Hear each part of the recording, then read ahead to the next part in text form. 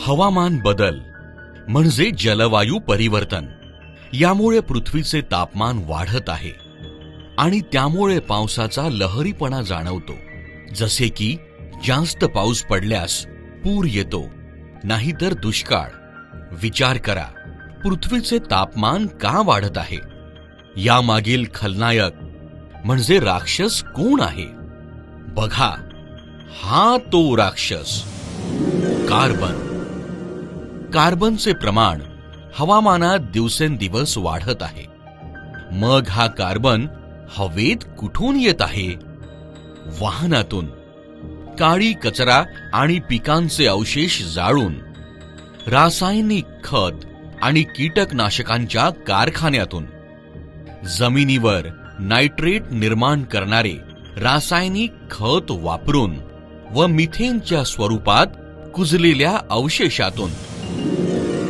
आता विचार करा की हवामान बदलाचा कापूस पिकावर काय परिणाम होतो. पाऊस नाही तर उशिरा पेरणी, पेरणीनंतर पाऊस लांबला तर दुबार पेरणी करावी लागते. पावसाअभावी पिकांची उगवण आणि वाढ थांबते. जास्त पावसामुळे पीक वाहून जाते. पाणी साचल्याने पिके जळाल्यासारखी दिसतात. तापमान आणि आर्द्रतेतील सतत बदलामुळे कीड आणि रोगांचे प्रमाण वाढते. परिणामी फवारणीचा खर्च वाढतोय. पाणी साचून असेल तर तण काढता येत नाही. तण खाई धन ही परिस्थिती निर्माण होते. यामुळे मजुरांच्या मजुरी आणि आजीविकेचा प्रश्न निर्माण होतो.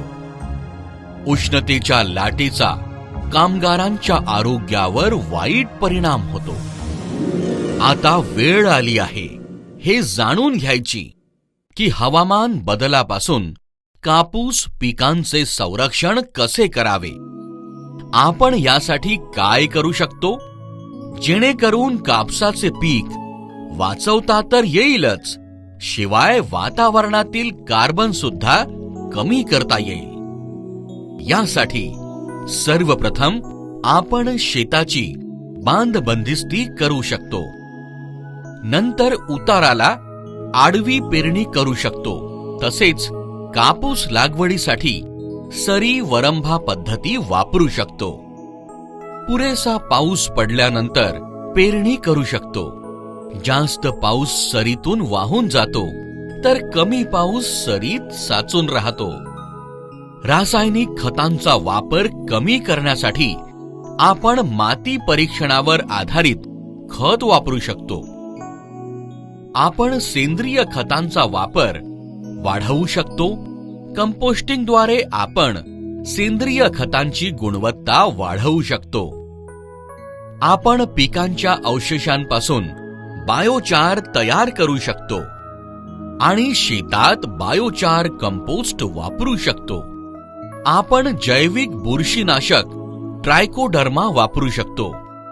जैविक कीटकनाशके ट्रायकोगामा, कडुनिंब आणि दशपर्णी वापरू शकतो. गरजेनुसार आपण कापसासाठी कमी विषारी नोंदणीकृत कीटकनाशकाची फवारणी करू शकतो.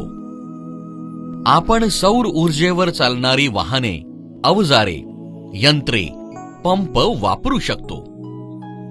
माती, पाणी आणि जैवविविधता यांच्या संवर्धनासाठी आपण शेततळे बांधू शकतो.